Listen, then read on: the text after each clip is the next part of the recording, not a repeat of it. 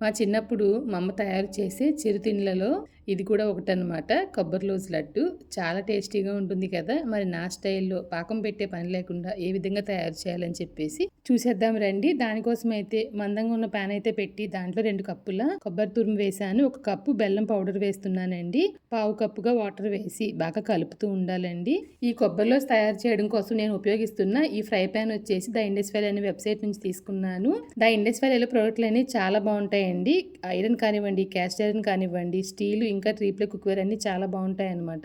The Indus వ్యాలీలో మీరు ఏ product తీసుకున్నా వాళ్ళు ఇచ్చే డిస్కౌంట్తో పాటు కృపా 12 అని చెప్పేసి నా కూపన్ కోడ్ కనుక ఉపయోగించారంటే కనుక ఎక్స్ట్రా 12% డిస్కౌంట్ ప్రతి కుక్వేర్ పైన ఉంటుందండి. లింక్ వచ్చేసి డిస్క్రిప్షన్లో ఇస్తాను. ఫస్ట్ కమెంట్లో పిన్ చేసి పెడతాను చూడండి. కంటిన్యూగా ఒక 5 నుంచి 8 నిమిషాలు కలుపుతున్నానండి. దగ్గర పడింది అనమాట. స్టవ్ ఆఫ్ చేసేసి చల్లారిన తర్వాత లడ్లు చుడుతున్నాను. యాలకుల పొడి, నెయ్యి వేయాల్సిన అవసరం లేదండి. కొబ్బరి ఫ్లేవర్తో చాలా జ్యూసీగా ఉంటుంది. మీరు కూడా ట్రై చేసేయండి ఒకసారి.